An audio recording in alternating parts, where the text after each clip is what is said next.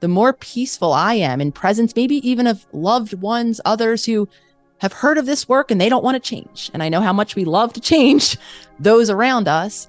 Change actually happens not when we demand that they do different or throw all of the books that helped us into their face.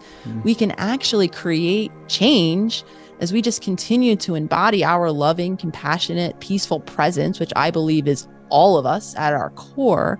Because just as much as a stressed nervous system can communicate stress and throw off and stress out another nervous system, a peaceful, calm nervous system can entrain or sync and create peace and calm in stressed others around us. So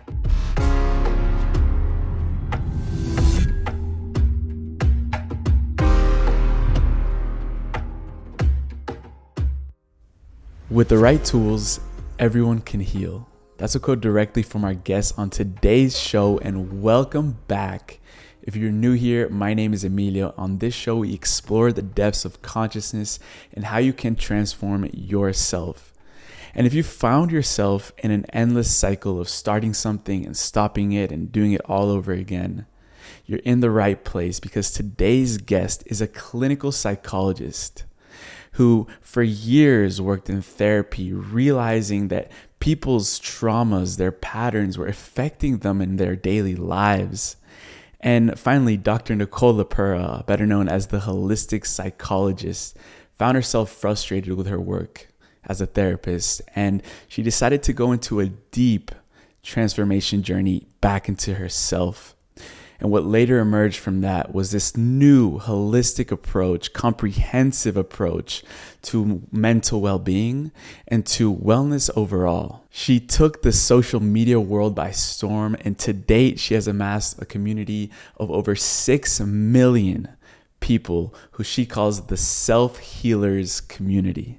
She's the author of the best-selling book, How to Do the Work, a book that personally, for me, is foundational, I believe, for any embarking of personal development journey or healing journey that you're going to go into. Recently, she put out the workbook, How to Meet Yourself, which takes you through her key teachings and principles and allows you to be part of that process. And if we take a moment to reflect, guys, this is huge in the sense that you know humanity is going in the right direction when a psychologist is amassing millions and millions and millions of people to her work. And how many people are willing to do the work and heal themselves? And I know that's why you're here. And we're going to go deep into this episode. You're going to get so many nuggets of wisdom from the importance of regulating the nervous system. What are some of the triggers of self-betrayal? How to redefine trauma. Asking yourself, are you in love or in trauma? Why do we miss the red flags? Connecting with your authentic self ultimately. Because as Dr. Nicole found her purpose doing this work, I know that you, by peeling back the layers, will find that purpose as well. So you are in for a ride. This is a woman that Forbes magazine has said that is radically changing the business of mental health. So give it up for Dr. Nicole LePera.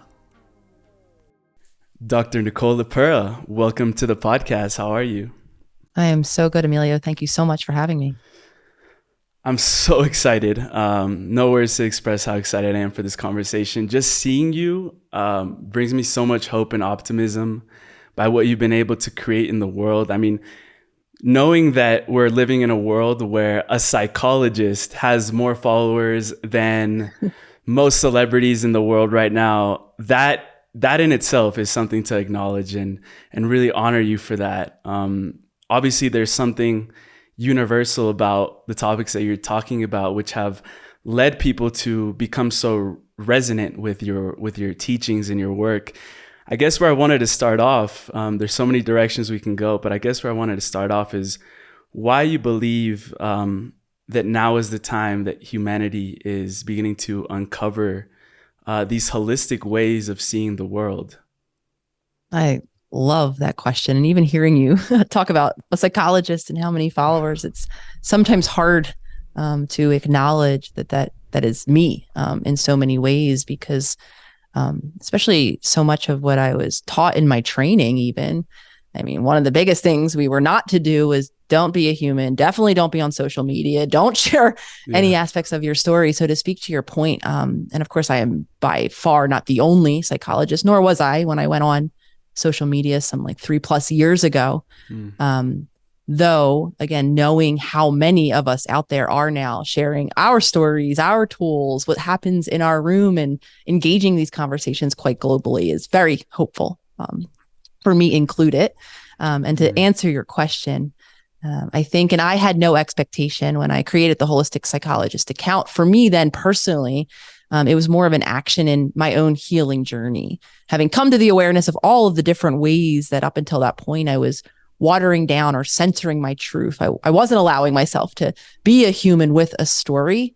That was my main intention with that account, was to create a space where I could begin to live more authentically as me, sharing what I've been through as a psychologist as well, with no expectation or of how many other people would be on the receiving end.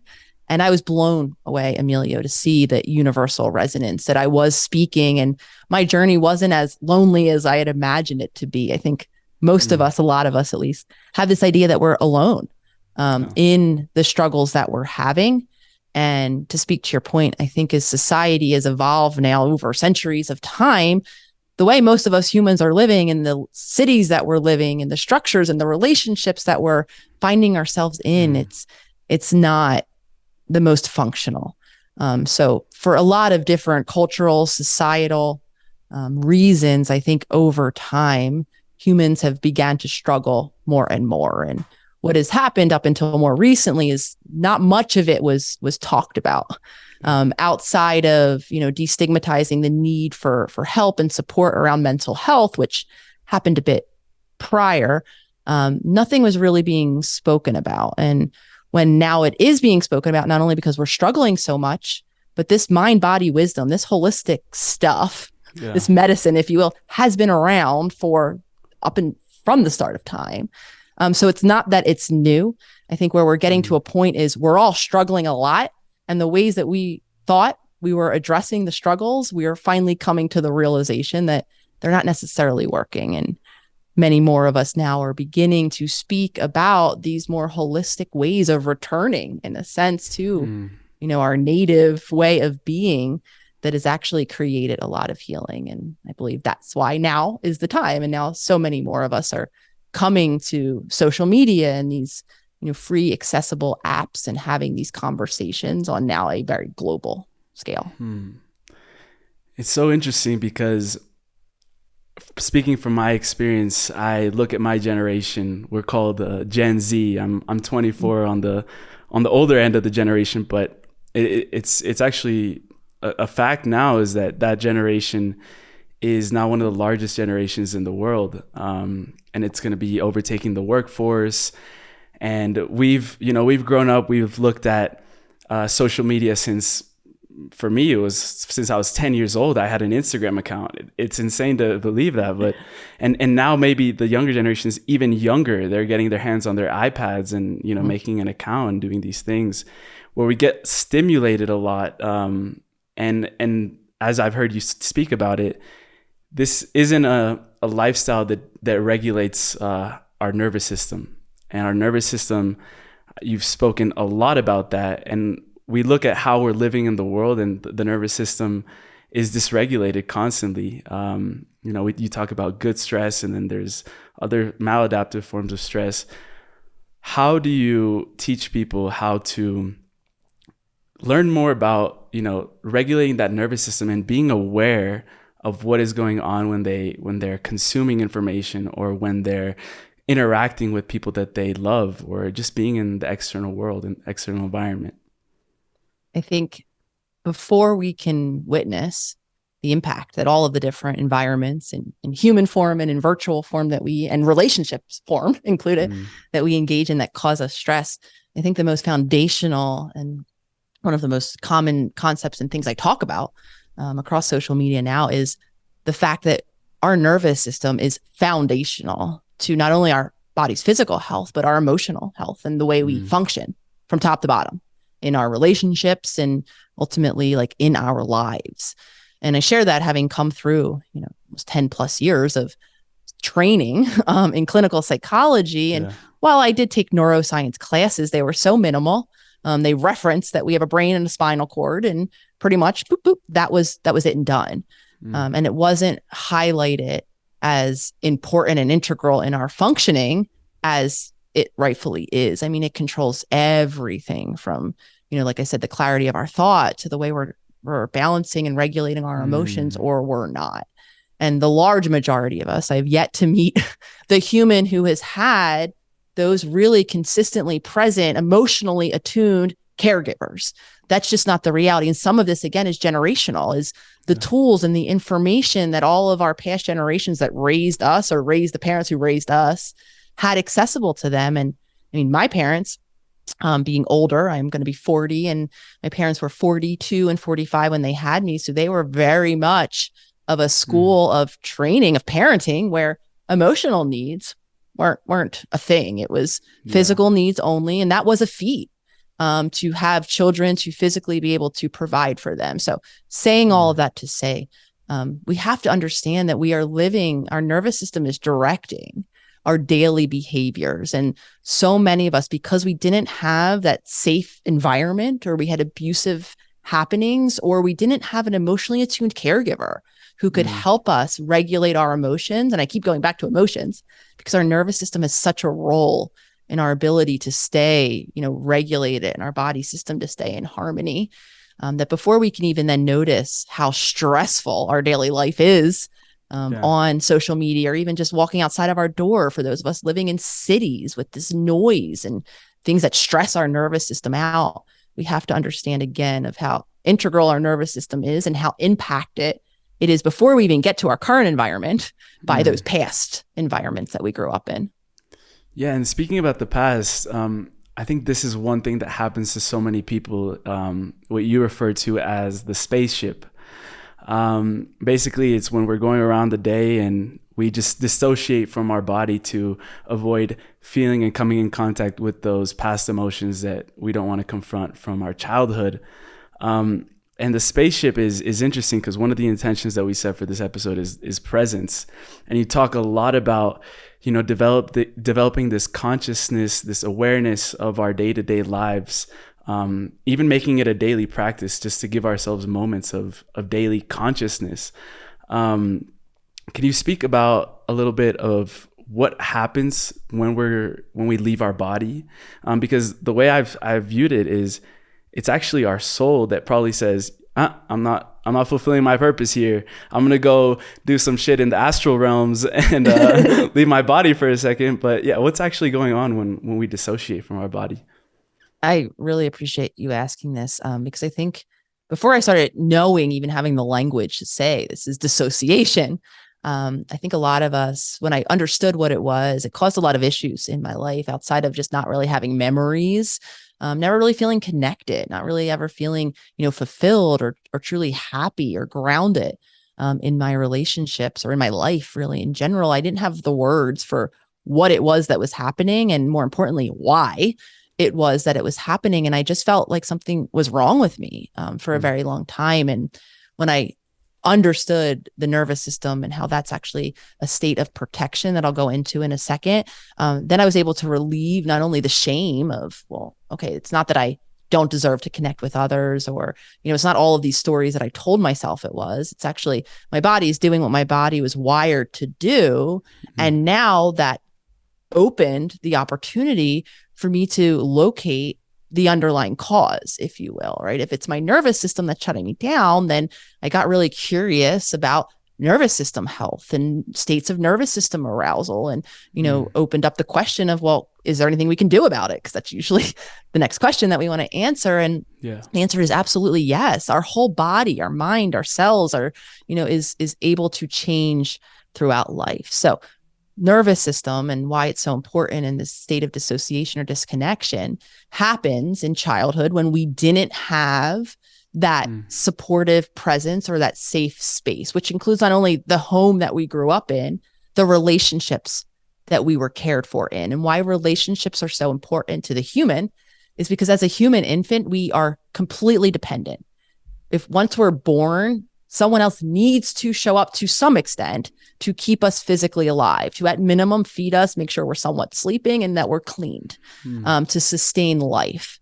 So we need, we've been termed or referenced as interpersonal creatures or wired to connect. And essentially all that means is we need someone else to help us not only meet our needs, to help our nervous system regulate. Because when we're born, our nervous system can't regulate through stress on its own. Simple example is I become stressed, my body activates. Usually when I'm an infant, I cry out in distress. Hopefully someone who's A, present, which not all of us had, and then B, attuned enough, not consumed by their own life to say, oh, there's a crying infant. Let me go check and see what's happening and calm them down, maybe soothe them back to sleep. And that was just a simple example of stress resulted in the distress of crying out. An attuned caregiver helped soothe me, however they soothed me, hushed me, rocked me back into calm. When I don't have that, and this isn't the one-off where I came home from work, for all of you parents listening, and I had a bad day and I can't be present to my children. This is when that person was never physically present, when they maybe were physically present, but they were so distracted or consumed with their overwhelming feelings that they were unable to be present with you. Then what happens is those feelings that are living in your body from just daily stresses of developing and having peer issues as you enter into school, all of that lives in your body. And I think that's something also we're never taught. We hear this word emotions, and especially as a psychologist, I was taught to, one of the biggest things we do is help people tend to their emotions, because if they don't, they have emotional diagnoses or disorders. We're never taught what emotions are. And emotions begin at least as sensations that live in our body. So now if we're a child in a state of dependency and things are feeling stressful and we don't have someone to come and help us consistently feel safe in those stressful moments, we'll adapt because we can't pack our bag and walk out. Our nervous system will begin to keep us safe by shutting us down. And for me, I describe it as my spaceship, not even knowing what I was doing. I was living in my mind, disconnected, shut down from the overwhelming sensations in my body. A huge concept in your teachings is this concept around self-betrayal. We just had a conversation with another psychologist, Gay Hendricks, in his book, The Big Leap.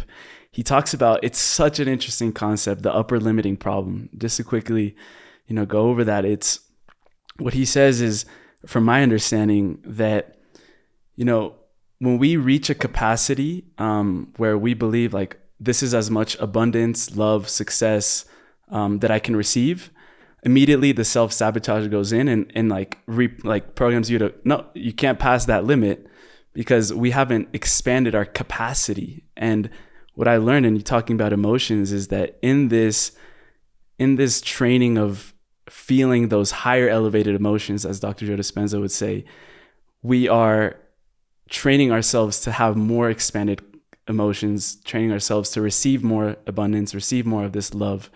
But in your perspective, this self-sabotage or self-betrayal, what are the main triggers that cause that to happen in people that, limit them from being where they are? I'll throw out a really simple, basic, common, the one, and that's unfamiliar. Anytime I engage with something that's new, there's a protective part, evolutionarily driven in my subconscious mind. So again, I like to really simplify all of that operating machinery that is, emotional, that's grounded in survival, that out of my conscious awareness controls my heartbeat and my breathing and make sure that all of my systems are continuing to live me on another day. All of that lives in this deeper emotional part of my mind. And that regulates literally my body. And I need that to regulate my body without me paying attention to it. And the more that, I'm able to separate myself. I'm sorry, what was that question? I got distracted by something. The triggers of the self-betrayal. Oh, triggers of self. Oh, so that's so funny. The unfamiliar space of the newness is what triggers my self-betrayal. So I get so familiar with the habits and patterns that are living in my body, that I'm thinking in my thoughts, And in terms of emotions, if I'm so disconnected that my baseline, that I don't have a connection to those even expansive feelings, any feelings, right? If I'm on my spaceship and I can't tolerate through any degree of stress in of itself, happiness in and of itself. If I grew up in a home that there was limited happiness or there was a lot of sadness, that is an unfamiliar space. And because I'm wired to survive, that primal part of me loves things that are predictable. Even if what comes next is a predictable, unfortunate consequence that I want to avoid, according to that subconscious mind that controls all of my systems, it's preferable to that uncertainty of that unknown. Because anytime I shift out and I try something new, what I'm opening up the possibility to, even if you and I can sit here and be like, wow, possibility is great. We can create anything infinite into possibility. According to my subconscious brain, all it is saying or seeing is the possibility of threat in that expansive unknown space. So self-betrayal is just us continuing to operate in that habitual way because it does feel uncomfortable as we begin to do new things, because that's our protective mechanism, keeping us repeating the habits and patterns that are predictable. Yeah. And speaking about the unpredictable, the unknown, it's a mindset shift because we start seeing how being in the unknown is actually what brings all the magic into our life, because we're in this quantum superposition state of like, what's going to happen next?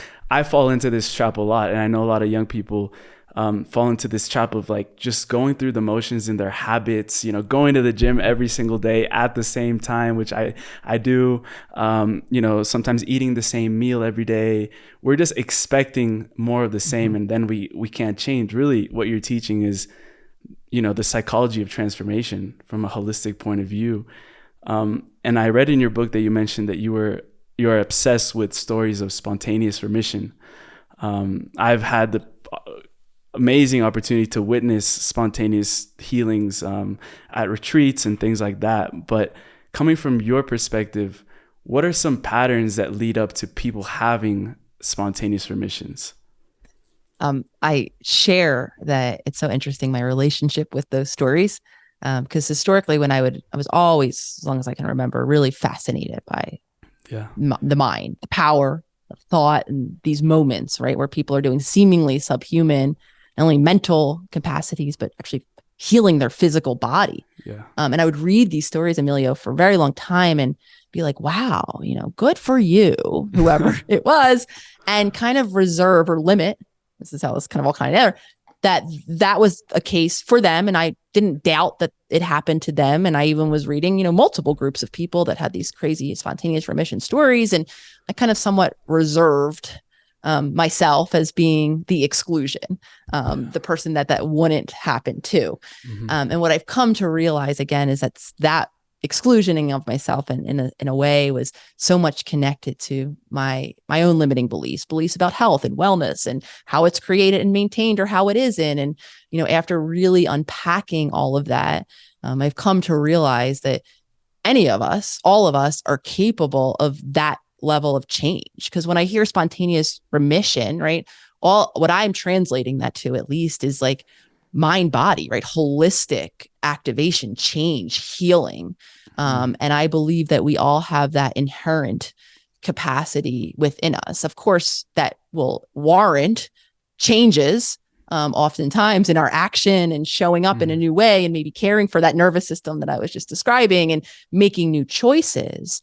But I truly believe that the unifying component is quite universal, and it begins in accessing that field of consciousness, like you're describing, really living the experience. Because I could sit here until I'm blue in the face and say, listeners, you're not your thoughts. You're the awareness. You're the listener behind your thoughts, right? And if you're so connected, as most of us are, to our thinking mind, to the thoughts, to the stories, to the way we're coloring all of our experiences throughout our day, then that's just words. When you really drop into living as the observer of your thoughts, living as the observer of these emotions that are living in your body, and when you really touch the field in that way, then I believe that's the unifying piece that allows pretty much any choice, any intentional choice you make from that conscious space, any action, right, that you make in alignment with, that deeper space, your heart, that desire for yourself.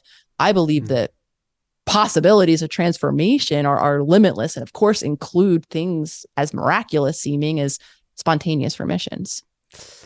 Yeah, and speaking about that field, that unified field of consciousness, going off what you're doing right now, it's making monumental shifts in the field, because we've had people on the podcast like Lynn McTaggart, her work with the power of 8, and healing from literally remote parts of the world, where you can send a thought to someone. If you have a bunch of people thinking the same thought, you can heal someone. And I'm part of a coherence healing circle with Joe Dispenza, and I've seen someone get in a car accident, minor car accident, this like little boy, no more than 10 years old. And he went to the hospital, and they called our group. They're like, can you guys do a emergency healing? And we, a couple of people got together, they did the healing on him. And then the mom called us crying in like a voice note saying, this kid, his shoulder was dislocated. And within 10 minutes of you guys placing the intention, the shoulder popped back in place. He is so young that there's no possibility that he would have been able to do that himself. The doctor said it's a miracle. These things happen, and it's so fascinating that we're able to like hear about these stories. Is there any story in your practice, in your life, that has really impacted the way you see the world and the way you see healing? I have chills, first of all, Emilio, as you're sharing that, because that's just so, emblematic of this power that we're talking about. And I don't have necessarily a specific story, though. I've read a lot about, non-local healings, or the power of prayer and compassion, and intention setting. And something that I like to, kind of practically simplify, that I do see, very much happening within the community of self-healers and of the self-healer circle, is the similar kind of non-local shift or changing, or the scientific word, if you will, is entrainment, that happens when we actually change the state of our nervous system. And this is a really practical way to literally change the world for all of you listeners. And what entrainment simply means is, just as much as, and I'm sure many listeners have lived this experience of having maybe your partner, a loved one, a colleague, or someone right, or maybe even don't know, but enter a room you're in, and you could feel like, that person didn't have a good day. You feel the stress. You're almost waiting, right, for the shrapnel, or if you know what that person, if you know their shrapnel, you might get the hell out of the room. Yeah. You can feel, I'm being silly, but what I'm describing is, right, the couple things I'm describing, the unconscious communication of our nervous systems and our heart coherence, or the energy, really simply, that both of those bodies are communicating. So I don't even have to pay attention. My body just feels, right? And for this example, it's the stress of this other human. And often what happens is, very easily, my nervous system can entrain or sync, we can use a simpler word, with that stress. I become stressed because they're stressed. And now there's two stressed humans cycling in a ball of stress. And however it is, we both attempt to habitually deal with our stress, which usually isn't helpful. Other more empowering scenario that happens is we begin to heal and drop into our body that does house a nervous system, and learn the different cues and markers for when my body's stressed, and learn even how to intentionally and consciously bring it back into peace. Very beautiful, empowering shift and change can happen in the opposite direction, where the more peaceful I am in presence, maybe even of loved ones, others who have heard of this work and they don't want to change. And I know how much we love to change those around us. Change actually happens not when we demand that they do different or throw all of the books that helped us into their face. We can actually create change as we just continue to embody our loving, compassionate, peaceful presence, which I believe is all of us at our core.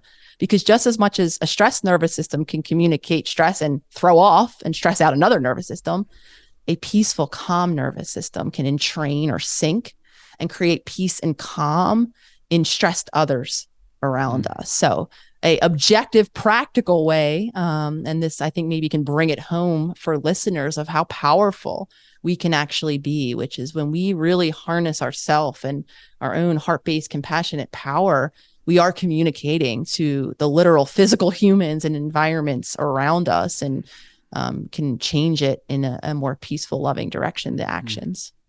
Creating coherence. I love that. Yes. And your community is called the SelfHealers. And you've said, like, if you, as just summarizing what you just said, as you heal yourself, you heal the world.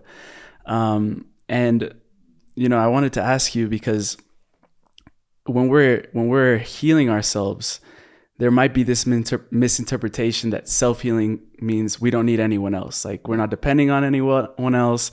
No one's going to help us because we can do it all by ourselves. I've fallen into that trap. Like, I don't need this, doctor to check up on me because I know so much about my body that he knows, it's like, we think we know more. And as we gain knowledge, we empower ourselves to be able to make those right choices. But I wanted to ask you, what is this misinterpretation with self-healing, and how does that relate to community? I really appreciate you asking that, because I see that misinterpretation flying around quite often. And at our core, inherently, as the human being that we are, we can't operate as a solo. When I was describing childhood and the state of dependency and being wired to actually need another person, right, as an interpersonal creature, the reality of our survival even being possible because we banded together, not only to differentiate, daily living roles, and I hunt and you take care of the children and you make the food or you grow the food, whatever it is, for the support, the felt protection against the predators that were real against us as a species when we were connected safely with someone outside of ourselves. So even believing that humans can and ought to, and that what self-healing is professing is this model of living on an island outside of the support of relationships, is just an impossibility. It would create a situation that most of us are likely trying to heal from. One of the most important aspects of healing is not just any relationship, a safe relationship, a safe space to not, for many of us, to maybe break the habit and patterns of showing up as the roles that we're used to playing. Oh, I'm the caretaker, I'm the helper, I'm always this person in all of my relationships. And to begin to experiment with putting down that role or that part of our identity, while it might be part of us, and maybe beginning to express the thoughts or beliefs that didn't have room or space in my childhood environments. Maybe giving life to what we were talking about earlier, feelings that I wasn't necessarily supported, or maybe I was taught not to specifically share a certain feeling because it might make mommy or daddy upset, or, real men don't show certain feelings, or whatever the direct or indirect messaging was. So relationships, we need to learn to relate. Most of us are struggling in terms of our patterns of relating in our current relationships. So what self-healing really does, and to speak to your point, it absolutely means seeking out supportive experts, professionals. But something else I see as a pattern is so many of us, and this is definitely me speaking to a past self of my own, we defer. We think that because they went to school, and it doesn't mean that people can't offer us suggestions, things that they've seen work, scientific evidence in the field. A lot of us take a deference role, or we defer. We think that, you must know better than me. And maybe we even do this just in our social circles, right? We take the new suggestion that's working for our friend in terms of their nutrition or working out, and we just apply it immediately directly to us. And then we wonder why our body, right, isn't responding. And I see the same, having been on both sides of the doctor-patient or client relationship, if you will. And I think that's dangerous too. Completely, right, turning over your knowing for a doctor who's not you, and just taking what their word is also, in my opinion, a version of a dysfunctional pattern of relating that's not helpful. So while relationships are fundamental, I think we need to evolve into safe relationships where we can have space to give our opinions, to say, while I agree, doctor, that that's a good suggestion, it doesn't fit for me, for my symptoms in my life for this reason. And we can become a collaborator. Because when we talk about being wired to connect, it's being connected in a collaboration and equalize a reciprocal energetic exchange, as opposed to all of these different dysfunctional ways of relating. And when I hear this misinterpretation of self-healing, or this idea that I grew up too in a family whose mantra that culture or family is everything, and certain things just override, right? Certain relationships are just protected from these designations of whether or not it's functional or dysfunctional. For me, again, I even invite us, while I do honor and respect the role of culture and tradition and honoring relationships, again, I think that we can get curious as to, are we putting ourselves or continuing patterns of relating to others in service of things that aren't necessarily allowing us to be that expansive, creative, collaborative, heart-based being that we are? Am I compromising myself and then therefore my relationships in service, right, of deferring or of assuming that, someone else has my best interest better than I do, or that family overrides my own individual needs? I think we need to find a space for families, honor the individual difference that allowed us to thrive as it once did. Yeah, and you mentioned a key word there, which is curious, getting curious about, what is this doctor prescribing me? What is actually in that medicine? Or being curious in general. Like, I feel like it's one of my superpowers that anyone can cultivate, is just having this, or not having, just rediscovering the childlike wonder, this sense of awe in the world. And I remember when I was in my first year of college, 20 years old, and I went through, as you mentioned, the dark night of the soul, had my spiritual awakening, and I started meditating a lot. And when I would open my eyes, I would see the world with literally this like childlike goggles. I would see everyone more clearly. Someone would say something, and instead I would just like default to like, oh yeah, I believe that too. I'd be like, what did they just say? I don't know if that resonates with me. And you call this the work, your book, How to Do the Work. One of the main goals of the work is to reconnect with that wonder. So I just wanted to speak into a little bit of that, of a lot of young people. This is around the age where we might start losing curiosity or losing wonder, or maybe even younger. Yes. So how do we help people not lose that superpower that we all innately have? I really appreciate this question, Emilio, and want to honor that, sadly, I do think it begins quite young, not only in those early, family systems and environments. Sadly, I think in a lot of our school systems, at least here in the States, wonder, there's limited space for those kind of more childlike abilities that, in my opinion, are core abilities of humans. Just because we've aged in years doesn't disconnect us from our ability to, outside of even being in wonder or curious or seeing things anew, like you're describing, being creative, accessing our imagination, the ability to think and dream about things that can't yet or aren't yet in physical presence or form as I imagine them to be. When I say creativity, I don't just mean traditionally like we think of like, oh, I'm an artist, so I draw art. Yeah. I believe all of us humans, when we're talking about that field, are creative beings. When our thoughts and our intention align with our actions, we create a physical, we shift our energy into, right, a physical, become the observer of a physical now, right, experience in our environment. Not to use the buzzword, manifestation.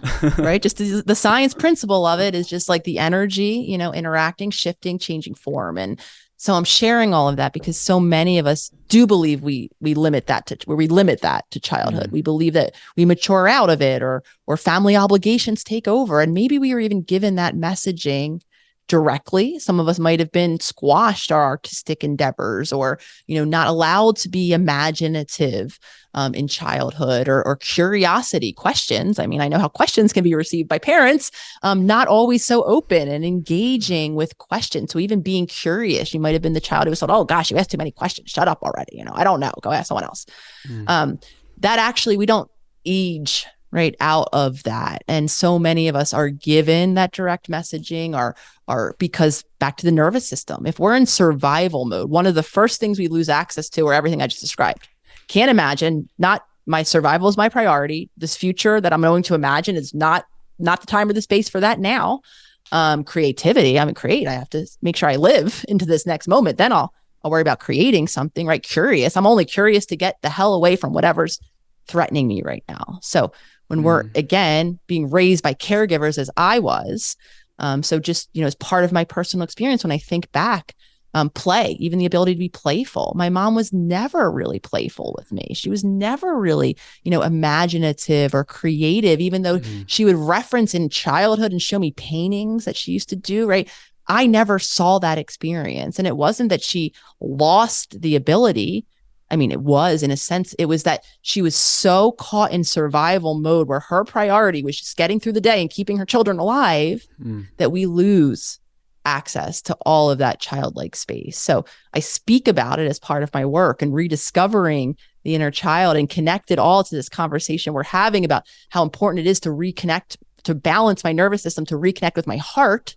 And then I get to begin those choices again. I get to reintegrate those creative moments, those curious moments, those imaginative moments in my day. And again, the conversation we were having earlier about tolerating the uncertainty comes back and applies here. Because one of the things when we're talking about getting curious, right? I have a question. Let me go research the answer.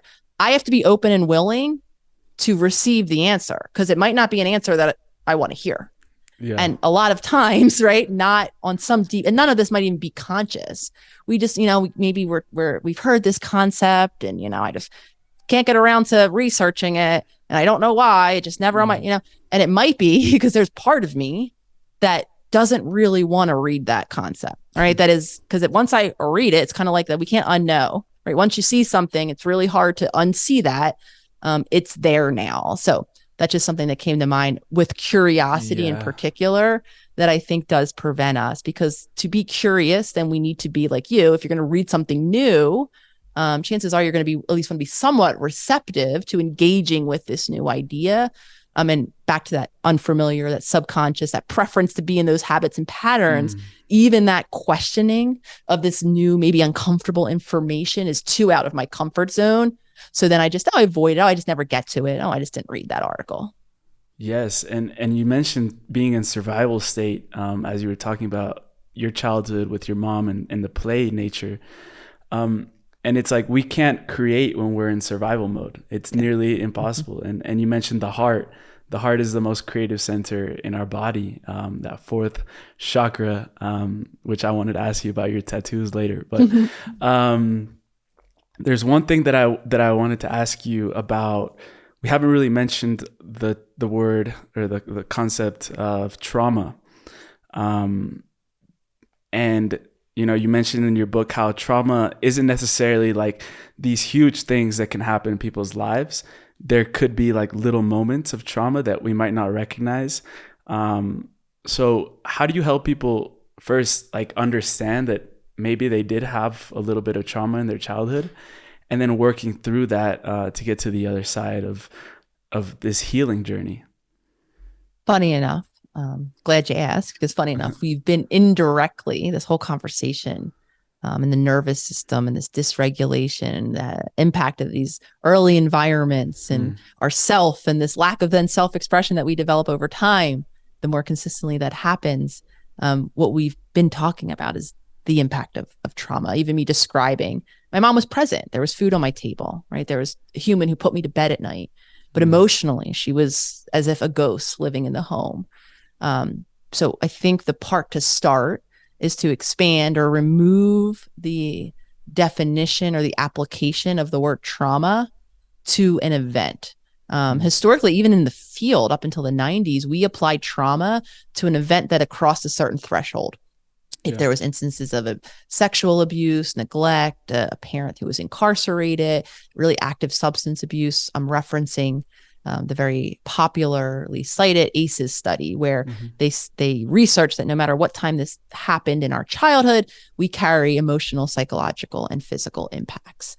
At that time, and this is what was very confusing for me, because having worked with people that had a lot of ACEs or moments of those big events, I had seen a lot of similarity in the way we coped, in the struggles that I myself, who hadn't had those big events, was having, that people who had them were. I noticed for me, like I said, in my stage of disconnection, I noticed limited memories, all things that really wrapped up into what I was taught happens when you experience these big, bad events. So for me, at first, I was really confused. I was concerned that there was something inherently that was wrong with me, that must be explaining why I'm struggling in so many ways when, quote unquote, nothing bad happened. Until I really understood that, again, removing the word trauma from even the event and applying trauma is how it happened to me. It's a function of the effects of the event on my mind and my body. And when I don't have, or I don't feel consistently supported through, for some of us, it's daily life stress, the stress of developing, of growing, of navigating emotions and life as a child. If I'm not consistently supported, just like I described myself not having been, I will adapt. I will cope. I will suffer and live with trauma in my mind and my body. And that's why the habits, the way we then try to protect ourselves, self-betray, engage in dysfunctional relationships, all look the same, because it's not about what happened. And this, again, isn't the one-offs when I can't be available because I had a bad week at work.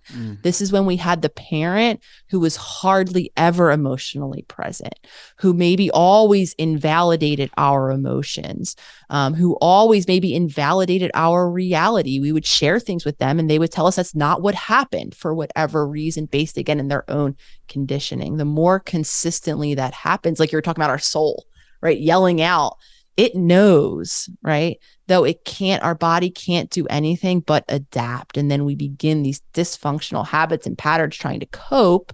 And we wonder why we're struggling because, again, quote unquote, nothing happened. So I will be the biggest proponent to continue to share my story and illustrate the different ways that we can be living that impact or have that impact of trauma living in our bodies that isn't as traditional as the definition had once been applied. And when we do that, I think we can similarly offer, why I speak so readily about it, that relief. So anyone out there listening who's like, geez, I'm struggling, I'm stuck, I've checked all these boxes in life and still I don't feel fulfilled. What's wrong with me? Chances are nothing's wrong with you. Likely you've adapted in ways possibly from a threatening, unsafe, insecure, maybe emotionally misattuned or unattuned, unavailable environment. And now you're just living in this cycle as a result of that. This is the $1 million question. Are in relationships for people, are we in love or are we in trauma? I think the large majority of us, and again, because we have to relinquish the shame and hold space for that compassion, the way we learn, if we really want to be simple, to be in a relationship as the interpersonal wired creature that I am, ready to learn that, is in those first relationships. So whatever it is that we had to do more of or less of, or show or not show, or however it is that we had to be to maintain that safety and that connectedness. Because again, that's connected to our survival in childhood, and unconsciously we know that. So instead of packing the bag and leaving and saying, you know what, this home's not a good fit, we fit our way in. And then we repeat that. We become school age and we develop peer relationships. And then over time, they modify into romantic relationships. And if we think back and are honest, chances are we see the same patterning, right? I never show this particular feeling in my relationship. I struggle with, a word for the intention of the day, vulnerability in all of my relationships. If we think back, chances are you didn't feel safe showing that emotion or feeling vulnerable, or you didn't have that safe space in childhood. So the simple answer to the question is, as adults, most of us are engaging, because what a trauma bond is just that repetition of that dysfunctional pattern in my relationship. They're not doomed. The relationship that I'm currently in with my one partner, Lolly, and I began absolutely in a trauma bond, which is simply meant we were unconscious and we were repeating habits and patterns that served both of us separately in our original relationships. And they just so happened to fit together quite nice and with a lot of conflict in all of the ways both of us were used to dealing with it. And so over time, as we both came to our own consciousness around this and began to look at the role we were playing and give ourselves opportunities to create change, now our dynamic is moving much more into that space of authentic self-expression. And I put that last part in for anyone who's wondering, who is like, yeah, I have trauma bond patterns in my relationship. It's not doomed. It doesn't mean run for the hills. It just means become conscious and begin to do your part, at least, of breaking those patterns, because there is a part you're playing, even if you're unconscious to it. Yeah. And one quote in your Instagram, it says, red flags don't feel like red flags if they feel like home. Yeah. So that really goes to show, like, we don't even know consciously that we're replaying past patterns from our childhood. And we don't see the red flags. It's happened to me so many times. Like, I'm in a business partnership and the red flags completely just, brush past me. Why does that happen? Goes back to this running theme here, which is the unfamiliar. Yeah. right? Even if you have the friends shouting from you at the rooftops, Emilio, no, it's just like that other business guy. Don't you know where that went? Right. There's something inherently familiar about it, that home-like feeling. So if you imagine or meet a person, right, who doesn't bring up or a relationship or a business opportunity, right, that doesn't allow those old familiar patterns to be easeful, that will inherently feel uncomfortable. Anytime we try to create change or show up differently, for me, it meant what included in my changing of relationships was boundary implementation, putting new limits. I was someone who always put others and their perceived needs above my own. I overstepped my energetic limits, my emotional availability, because if someone else needed me, I was there.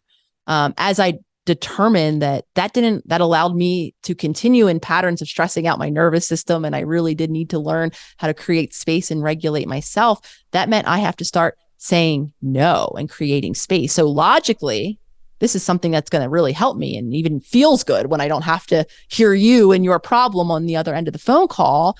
And at the same time, it feels uncomfortable because now I've done something new, unfamiliar. I now have to receive whatever your new reaction might be to, at least at minimum, the expectation I just violated because you're used to me now being there.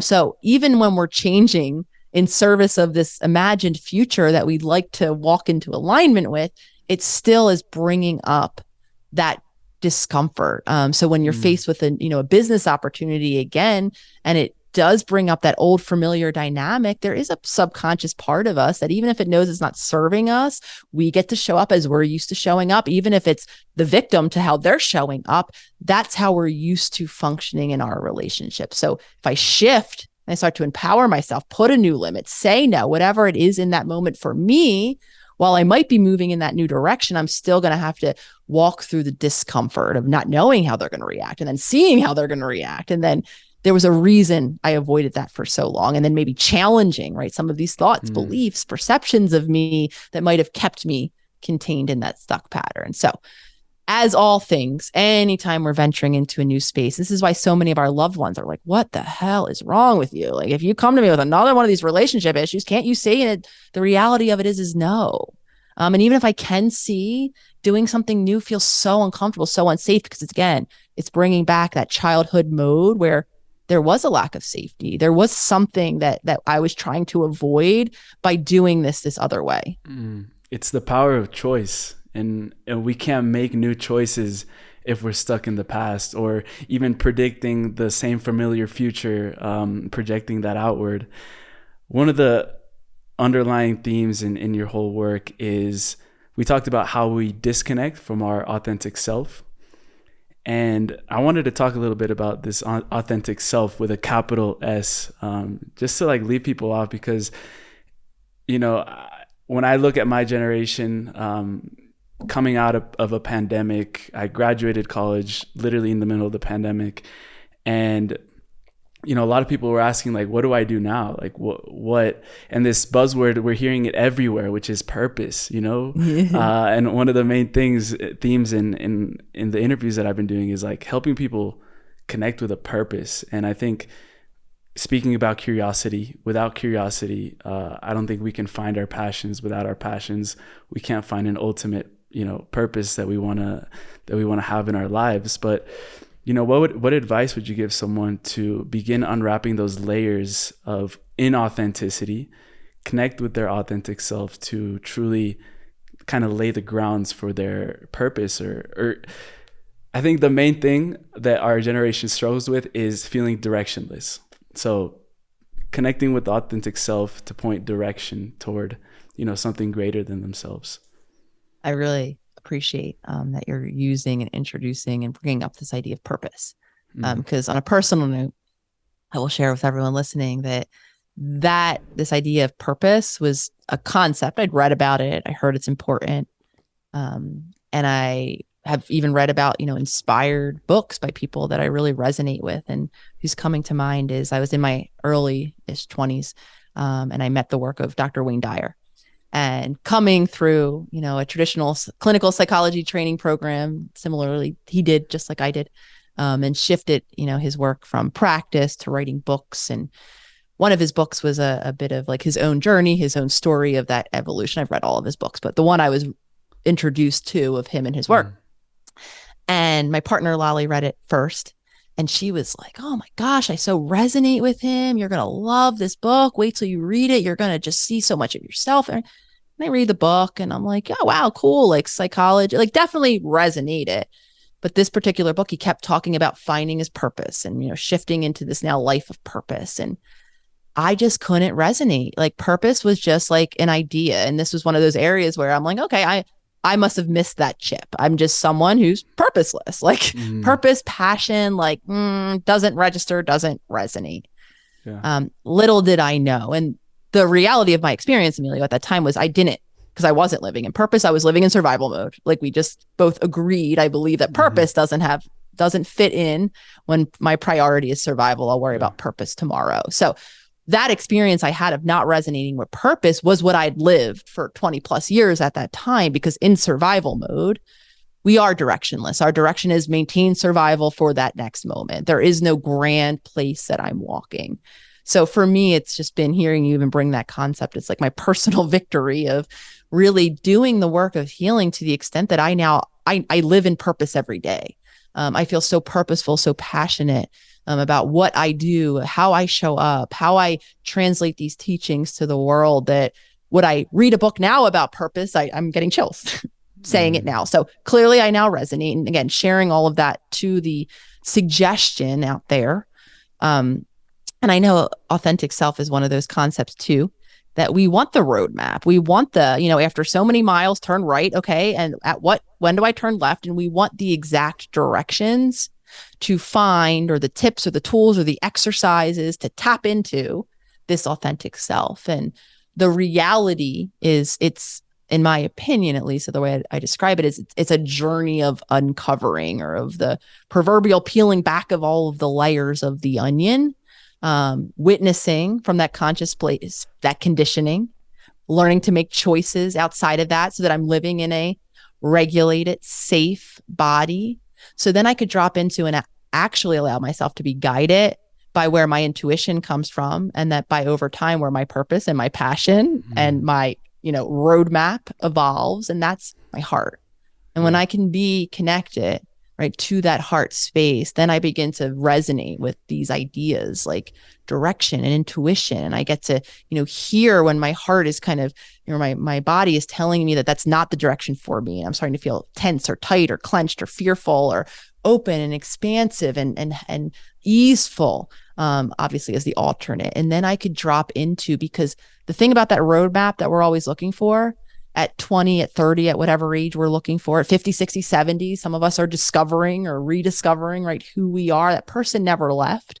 The issue with that roadmap, and how do we know it's going to work when I'm 40, 50, 60? I'm going to be 40 next month. So while I've lived my body, you know, for 30 plus years right now, I don't know what 40 is going to feel like. I don't know what 50 is going to feel like. So if I'm relying on this external thing of things that worked, and going back to this idea of, right, of consistency and habits, and I just do the same thing kind of like a robot every day. And on the surface, it might feel like it's a good habit because it's the gym and that's healthy, right? Am I actually tuned into my body? You know, did my body maybe need rest on that particular day at that hour? Same thing goes with aging, right? So that guidance, that authentic self, and the purpose and passion and intuition that all come wrapped up in it, come when or speak to us through the vessel or the organ that is our heart, which again, bringing this beautifully full circle, is why, in my opinion, it's so important to become conscious, to look at our whole system, our mind, body, our soul, all of the impact of these environments and this conditioning, and all of the choices that we're not necessarily making because we're allowing our autopilot to make, that are keeping us dysregulated and dysfunctional.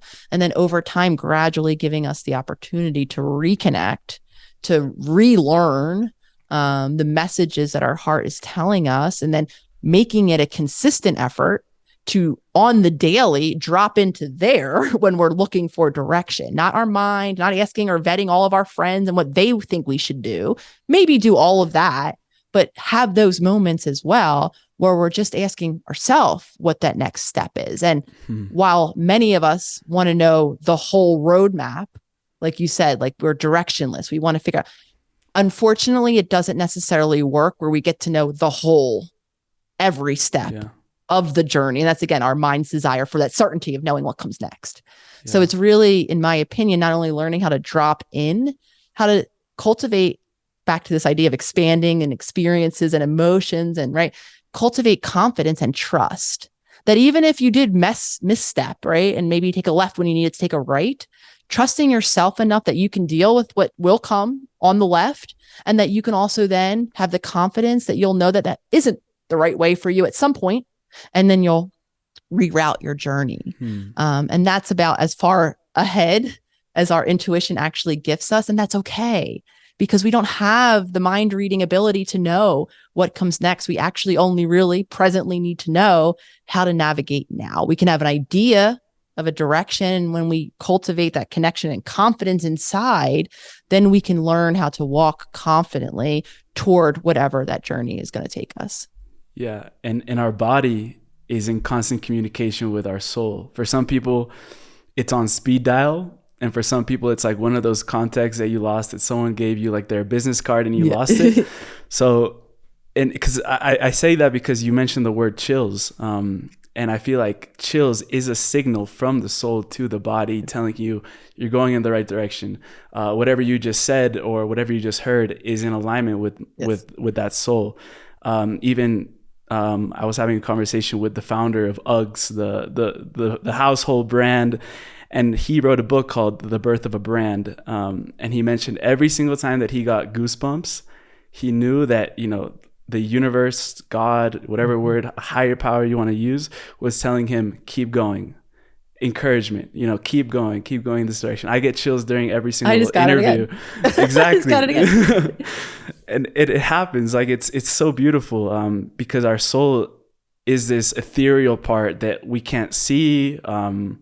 We can explain materially, but we know it's there. And for centuries, like we've had a word for it, the spirit, the authentic self, maybe be a word for the soul. And, just to start wrapping up, I really want to just ask you a couple final questions. We call this the final trio. It's a final segment on the show, rapid fire questions. You can answer in any form you want. But before that, I know there are a couple very exciting projects that are going on for you right now. So the book, How to Do the Work, there's something coming to complement this book. Can you tell us what it is and where can people find you and connect with you? People probably already know who you are. So thank you. Absolutely. So you can find me daily across the social media platforms, Instagram, the.holistic.psychologist, TikTok platform. There's a YouTube channel. So searching Dr. Nicole LePera, holistic psychologist, across all of those channels. Can find me. I also have a website, theholisticspsychologist.com, for more information on my global self-led virtual membership, the SelfHealers Circle. And I forgot to mention podcast as well, the SelfHealers Soundboard, and the new project that I have the amazing opportunity to be working on. So really, since I left, I no longer work individually with clients, but I've done that work for several years, and really thinking about people and working and thinking about a journey of, interestingly enough, what most of us want to do, meet who we are, and how to translate those tools into a comprehensive package. And after writing How to Do the Work, while I did make a very intentional effort to have it a practically applied book at the end of every chapter, there's journal prompts, exercises, how to translate the concepts in that chapter into the practical application. I also saw the opportunity and was given the opportunity to write a more comprehensive workbook specific. And so actually this December, my new workbook called How to Meet Yourself will come out, and it will take everyone through, or readers through, a journey of beginning to peel back those onion layers. So beginning in a practice of consciousness, everything we talked about here today, learning how to view all of these conditioned ways of being, and then ultimately peeling back those onions to unpack and begin to reconnect with our amazing, incredible, heart coherent, authentic self within. So I'm super excited. It's been a project my team and I have been working on for this past year. And I'm actually, tomorrow, I have to send off the final round of edits to print, and off it Wow. goes. So I'm Wow. nearly done and Yes. super excited for it to live in the world. Amazing. I'm so excited for that because your book is, foundational for anyone starting a healing journey. December 6th, that's coming out. People can pre-order now, and I know that helps. Yes, it's authors pre-order. a lot. Thank you. Absolutely. Yes, it's on all of the platforms. Usually on all my social media accounts, it's mentioned. The website will have a landing pad to buy it in all the different ways, international included. So thank you. Yes, pre-orders do help. It will get delivered, though, if you do order anytime between now and December 6th. Hopefully it'll get to you on or around December 6th, delivery date, publication date. Amazing. Final trio. I love this segment. These questions are always different. It's interesting because I get to just like see what is going to spark the most nuggets of wisdom from our guests. And the first one is kind of a question that you might be asked at a bar or at the beach, which is, Dr. Nicole, what do your tattoos mean on your left forearm? I love it. I had to check what charm was. Those are chakras. They are our body's energy centers. All of my tattoos actually I've gotten them at different periods of my life. I usually wait for inspiration, and typically they're symbolic of something that I'm thinking about at that time, working through, or want to actively remind myself and think about. So this is one I got several years ago now, likely when I was first discovering the body, that I lived in one, and that it's incredibly powerful and has this energy I really discovered in very many ways, like the authentic self. If all the scientists out there want to translate it, it's this energy. And I really started to understand, or got curious to then begin to understand how important our energy is, and was introduced to the concept that we have these incredible energy centers. And you referenced ones when we were speaking earlier that actually impact the way our body functions and the way the world around us functions. So I thought, what better an opportunity than to put it on my arm and remind me that I am energy, and that I can remain connected and balanced in my energy regardless of what's happening around me. I love that. We are energy. Second question is, what does a day in the work look like for you? I love that.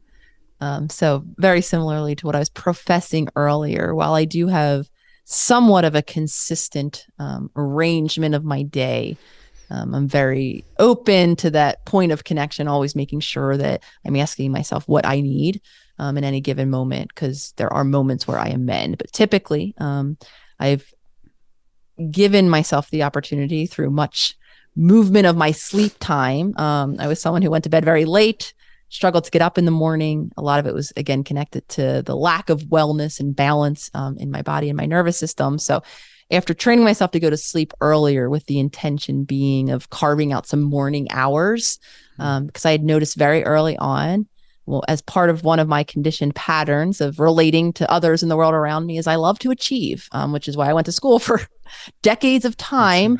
And how that translates in my day-to-day life is I like to get right into work. So when I have something on my to-do list, which is daily now, running my own business and doing everything I do with all the opportunities, every day I have something to do. And so the biggest challenge for me was resisting that habitual tendency to prioritize getting into my emails, getting work done.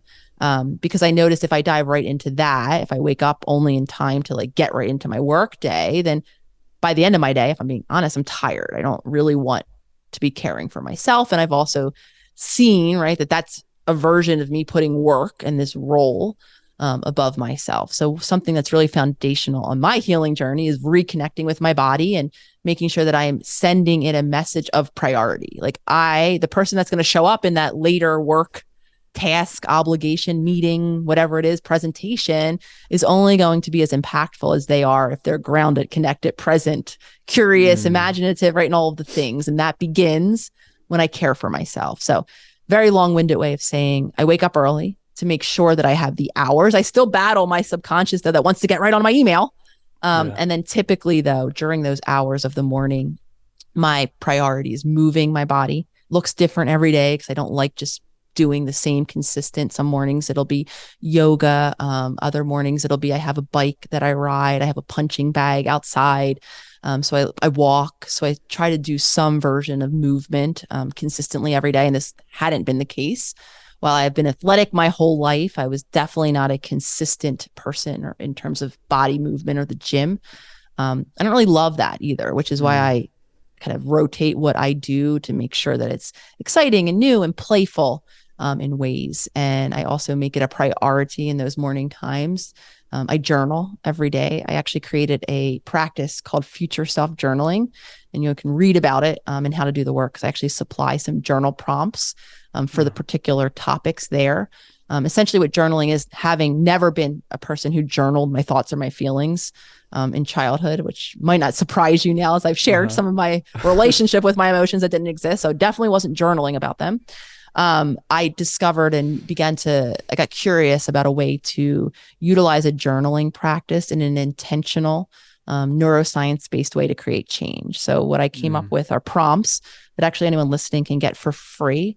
They're on my website, theholisticspsychologist.com. Again, if you sign up for the email list, a whole expanded version, packet, how-to with those daily prompts will get sent in a PDF to your email.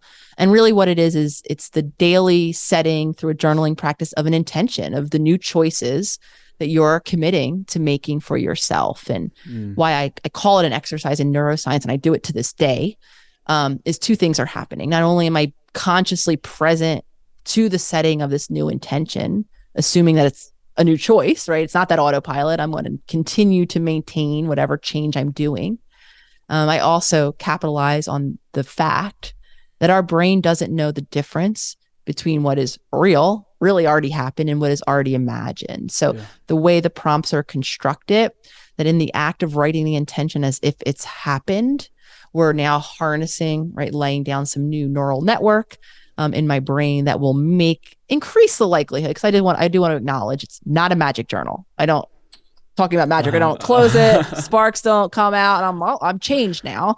That was a tool to help do those two things. Remind me that, I want to make this new choice to be present during lunch as opposed to being on my phone. So if I've written that in my journal in the morning, I might remember it by lunchtime because I've primed myself. I'm just using a silly objective example, and if I prime myself that I'm already the person who is present during lunch, and that allows me to be connected to my body and whether or not it's full and satisfied because I'm working on a new relationship with nutrition, maybe I've already rehearsed that. So now it's still new, but it's not as new because the more consistently I've written that now every morning, if you do so as consistently as every day for the foreseeable future as I've been, right? And you can change the choice you're making every day, but sticking with one consistently enough until you prime it into the habit. So somewhere in my morning, I'm journaling. And again, I'm changing though what I'm working on then throughout my day, but movement, the journaling and the journaling practice doubles as me being present. Some mornings I'll sit in a more structured type of meditation. Some mornings I won't. And then I'll shift into my day. And then the real caveat is, do I bring those tools with me? Or do I shut my meditation door, close my magic journal, and go right back into my autopilot? Because we really do want to set ourselves up to making those choices throughout the day. So the mornings help me to keep that awake, alive, so that I can continue to make those new choices to change. Yeah. And the big takeaway is, healing and awakening, they all start with daily actions, daily choices, as you mentioned in the work. The final question, we're gonna have to take a time warp on this one because it's based on the future, and I kind of want you to imagine that in let's say 20 to 30 years, the world, we have no idea what that's gonna look like, but let's say you're on stage and you're looking out and you're seeing the faces of all of the next generation of leaders. So the next generation in the present, aka the leaders of the future, and you were asked to give a final statement. Hopefully not final, because I'd love to do this again. But what would be that final statement for the next generation of leaders as you're looking at them? They're going to inherit the new world, passing the baton, in so to speak. What would you say to them? That's just such a beautiful question. First, I'd celebrate myself for being able to have all those eyes on me. Interestingly enough, being seen, like I was sharing earlier, being on a even outward facing on an Instagram account, as much as it has been, an exercise for me in taking up that space, there's a discomfort in having myself seen and my messages heard in that way. So as my own imagining into this future self is going to continue to get more and more confident and empowered by this stage-like appearance, I think the message that I will impart on others, coming from that own experience of overcoming, those difficulties, the discomfort that is still inherently there for me, it would be a message around possibility. Because for me, that's so shifting again from limiting, from excluding myself from possibility, even the possibility of imagining being on a stage. Who wants to talk to? I'm a little psychologist in Philadelphia. So leaving future leaders with the hope for, because I know many people in that audience might be as an older version of myself, limited, not seeing that possibility, not having the safety and security and the connectedness in their environments to feel that possibility or believe it to be true. Though I would want to extend and verbalize the reality of that possibility, of course, then using my own journey as a point of information, allowing those of little me's in the audience to exclude themselves from that possibility, though with the hope that it gets implanted as a seed, and that over time, all of us, whether or not we grow into, I think in every way, honestly, leadership is another one of those areas that I think we limit what we think leading is, right? If we're not the CEO or we don't have the team below us, we somehow think that we're not leaders. I think we lead every day by the way we show up. I know those of us who have families and children and, are leading. So while when we say an audience of leaders, I do want to honor all of the different ways that all of us lead. And can lead, and the possibility again of the futures that we can lead into. Nicole, thank you absolutely so much from the heart. I wanted to honor your courage for getting on that virtual stage and amassing, all this community of self-healers that will continue to heal themselves and change the world. I'm so excited to continue following your journey, and anything that you need, I'm here. Much appreciated, much love, and all the blessings for your future path. Thank you, Emilio. Thank you for your time, your presence, your energy, being interested and curious, and having this chat with me. And I truly appreciate all of you listening. I appreciate your support, and I look forward to connecting in the future as well. Much love.